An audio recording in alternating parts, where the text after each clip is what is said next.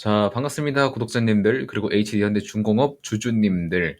자, 오늘 해드릴 얘기는 사실 이제 더 이상 HD현대중공업 발로 여러분들한테 해드릴 얘기가 없어요. 왜냐면은 지금까지 다 이야기 해드렸고, 이제 남은 거는 추가적인 수주와 실질적인 성적표, 실적을 보는 일밖에 남지 않았습니다. 그렇기 때문에 여러분들께 지금 시점에서 뭐라고 말씀드릴 게 전혀 없습니다. 그래도 우리가 향후 방향성 어떤 게 메리트가 있었다 했죠? 함정 사업이 굉장히 메리트가 될 사업이고, 여기에 추가로 따라붙는 게 MRO 사업에서 여러분들이 좀 투자 포인트를 찾을 수 있기 때문에 이러한 부분들을 포인트로 브리핑을 좀 드려볼까 합니다. 자, 그래서 일단 오늘 주가 상태 같은 경우에는 이 박스권에서 아직까지 탈출 못하고 있는 상태로 보이고요.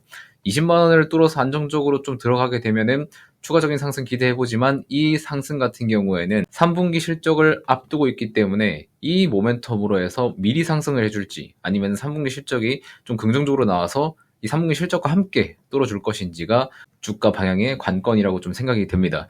자, 일단은 그렇게 치고, 그래서 지금 기술적으로 이거를 보는 거는 딱히 의미가 없다고 생각이 들기 때문에 다른 부분을 좀 보자고 하면은 폴란드 부분에서 국방 K 잠수함이 조금 떠고 있다고 합니다. 자, 지금 폴란드 같은 경우에는 해군 현대화 사업으로 오르카 프로젝트라는 걸 추진을 하고 있어요. 이 프로젝트에서는 이제 3,000톤급 잠수함 3척을 도입을 할 계획인데, 이 한 척당 거의 1조 원대로 추정을 하고 있는 거죠. 자, 지금까지 선박을 수주받을 때 LNG 같은 경우에도 척당 거의 한 3,000억 정도였는데, 지금 이 잠수함 같은 경우에는 한 척에 1조 원대라고 이야기를 하고 있는 겁니다. 자, 이러면은 수익성이 굉장히 높죠. 그리고 제가 예전에 이 방산 부분에서, 함정 부분에서는 영업이익률이 10%대 이상이 나오기 때문에 지금 선박 내수 수익률 기준으로 3%에서 많아봤자 한 4%밖에 안 나오는 거를 감안했을 때는 이 방산, 특히 함정 그리고 잠수함 사업에서는 무조건 도입되어야 되는, 진행을 해야 되는 사업임은 틀림없다라고 말씀을 드리고 있는 겁니다. 자, 그러면 한국에 있는 함정 납품이 가능한 기업은 어디라 했었죠? HD현대중공업이랑 하나오션, 여기 두 기업만 가능하다고 말씀을 드렸어요. 자, 그런데 이 오르카 프로젝트를 입찰을 넣었는데, 지금 HD현대중공업 같은 경우에는 참여 의향서를 낸 11개 조선사 가운데에서 유일하게 3,000톤급 잠수함이랑 인처토급 개발 잠수함 등을 두 가지 모델을 제안한 유일한 기업이라고 보시면 됩니다. 자, 그래서 11개 조선사 중에 HD현대중공업이 제일 메리트가 있는 기업으로 볼 수 있겠죠. 자, 그리고 방산 같은 경우에는 우리나라나 폴란드나 미국뿐만 아니라 대부분의 기업들도 이제 갖추려고 준비를 할 겁니다. 왜? 지금 전쟁 같은 경우에도 이슈로 부각되고 있지만, 사실 예전보다 국가 보안에 대한 인식이 굉장히 강해졌습니다. 자, 그런데 이런 보안을 지키려면은 국방력이 굉장히 중요하게 되는 거죠. 이 국방을 키우기 위해서는 무기 수입 같은 것도 있을 수 있고, 이제 방금 말씀드렸던 함정이나 잠수함 같은 국방을 키우기 위해서 다양한 나라에서 투자를 지속적으로 들어올 것을 전 세계에서 예측을 하고 있습니다. 자, 그래서 최근에 보시는 것처럼 방산주 같은 것들, 한화 에어로스페이스 같은 것들도 굉장히 잘 가고요. 현대 로템 같은 것도 굉장히 잘 가고, LIG 넥스원도 굉장히 잘 가고 있습니다. 그것처럼 이제는 항공방위, 지상방위뿐만 아니라 이제 해양방위까지 뜰 것을 예측을 한다면, 그 다음 타자는 HD현대중공업이랑 하나오션 부분이 되지 않을까라고 생각을 하고 있습니다. 자, 그래도 하나오션이나 하나엔진 같은 경우에는 아직 기업이 적자 수준에 머물러 있기 때문에 오늘 같은 하락도 이렇게 좀 깊게 나오는 반면에, HD현대중공업이나 한국조선해양이나 현대미포 같은 경우에는 지금 이러한 현대그룹 라인들은 지금 주가 상태가 굉장히 좋게 유지가 되고 있습니다. 이런 것들을 봤을 때도 여러분들이 조선업에 투자하시려면은 HD 라인에 있는 애들을 무조건 보셔야 된다고 말씀을 드리고 있는 거고, 그 중에서도 방산 사업을 하고 있는 HD현대 중공업 쪽으로 투자를 하라는 것도 제가 매번 영상에서 말씀을 드리는 이유도 이런 거예요. 자, 그리고 삼성중공업도 지금은 거의 박스권에서 지금 힘을 되게 못 쓰고 있죠. 지금 좀 강력하게 상승 흐름을 유지해 주려고 하는 거는 HD 현대 라인이기 때문에 이러한 부분들을 항상 강조드리고 있습니다.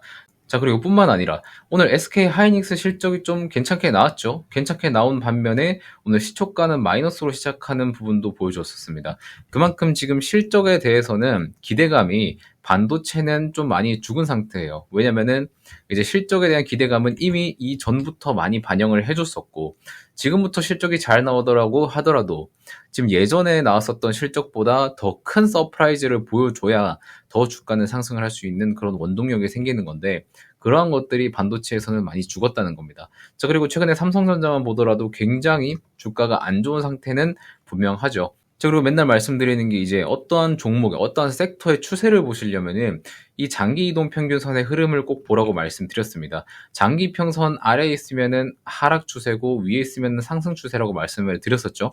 자, 그러면은 반도체는 이제 대장이 일단은 삼성전자니까 하락 추세에 있는 게 맞고, 자, 그리고 2차전지 같은 경우에는 LG에너지솔루션이 대장이라서 지금 보시면은 위에 상승 돌파를 해서 또 추가적인 상승 흐름을 이어가려고 하는 초입 구간에 있다고 보시면 되는 거고, 자, 그리고 조선 같은 경우에는 계속해서 상승 흐름을 유지해주면서 더 추가적인 상승을 뻗어나가려고 있는 대상승 흐름의 초입에 있다고 보시면 되는 겁니다. 자, 그리고 최근에 핫한 제약바이오 같은 경우에 유한양행이 대장이죠. 유한양행만 보시더라도 굉장한 흐름을 보여주고 있죠. 한번 FDA 허가 승인이 난 뒤부터 쭉 상승을 해주고 있는데, 지금도 한번 죽는다 싶으면은 다시 매수가 들어와주는 이러한 전형적인 주도주의 모습을 보여주고 있습니다.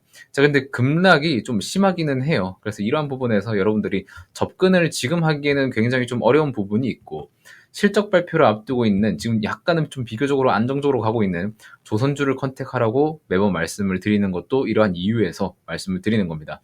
조선 같은 경우에는 이제 뉴스에서도 여러 가지 언론사들에서 막 호황기다, 슈퍼사이클이다 이야기를 많이 하지만, 지금 뭐 이때 들어오신 분들은 지금 수익률이 좋겠죠. 그런데 지금 이러한 구간 사이에서 들어가신 분들은 약간의 대기도 하고 있고 뭔가 불안해하기도 하고 떨어지면 어떡하나 뭐 오르면 어떡하나 약간 이런 생각을 하고 계실 텐데, 자, 일단 실적 부분에서 보시면은 지금 2019년부터 2023년까지 그렇게 매출은 그렇게 영업이익은 좋지가 않았었어요. 매출은 그래도 계속해서 늘어나고 있었지만, 그런데 이번 2024년도부터 매출이 굉장히 크게 뛰는 모습도 여러 번 설명을 많이 드렸었죠. 자, 일단 주목해야 될 부분은 영업이익 단위입니다. 영업이익은 굉장한 눈높이가 높아지고요. 그 다음 연도에는 또 2배로 상승하는 모습, 그 다음에도 4천억이라는 거대한 자금이 들어오는 모습을 보실 수 있습니다. 이러한 포인트에서 여러분들이 지금 조선주, 실적주를 투자하지 않을 이유는 전혀 없다라고 말씀을 드리는 거고, 여러분들이 이러한 큰 영업이익 상승을 기대하는 종목을 투자할 때는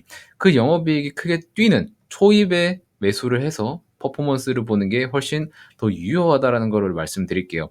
자, 지금 24년도 지나가고 나서 25년도 때 이미 들어올 시세 다 들어오고 나서 또 이거 보고 투자하면은 그때는 좀 늦는 점 여러분들께 참고 말씀을 드릴게요. 그래서 지금 이러한 부분들을 시장에서 시세 반영하기 전에 지금 빨리 좀 정리를 하셔서 시장 대응에 한번 활용해 보시면 좋겠다는 말씀 드리면서 이번 영상은 여기서 좀 마무리해 보도록 하겠습니다.